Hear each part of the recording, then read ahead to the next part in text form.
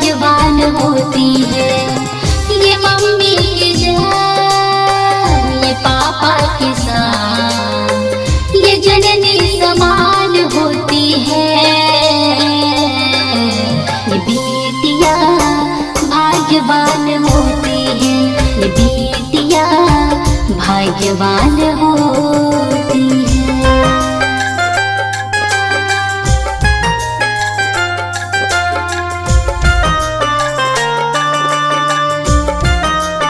Music by Prince Pawan.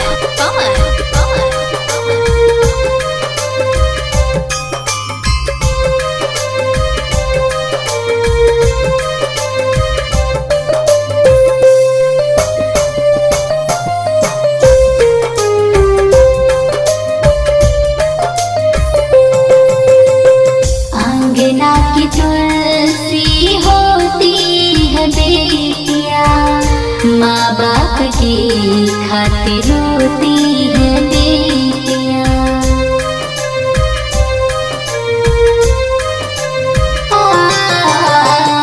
अंगना की तुलसी होती है बेटियां, माँ बाप की खातिर रोती है बेटियां।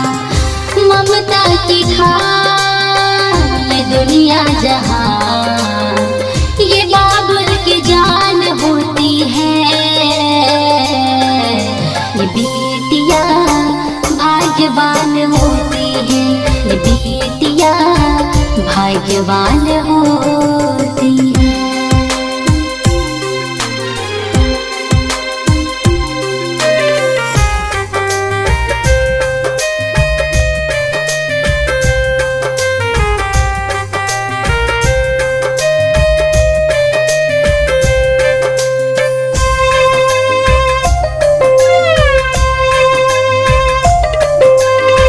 जिनके घर में बेटी नहीं है, बदकिस्मती समझो वही है।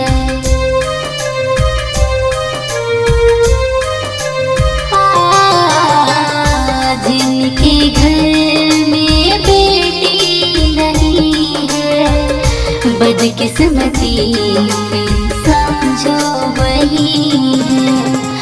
दानों में दान है कन्यादान, दान की पहचान होती है।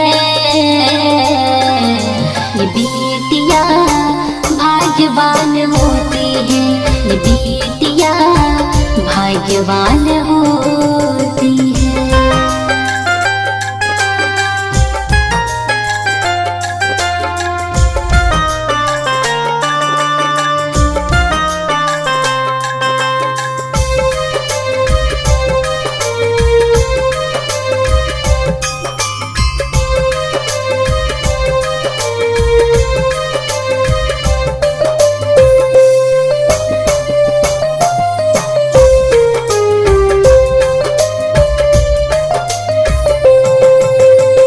प्रिंस पवन को बेटी पे नाज है, बेटी से ही सारा सृष्टि समाज है।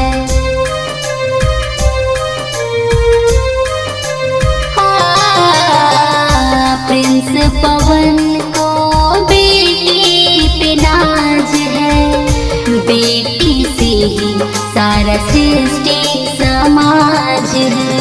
ये पगड़ी की शान, ये लक्ष्मी समान, ये सबसे महान होती है। ये बेटियां भाग्यवान होती है, ये बेटियां भाग्यवान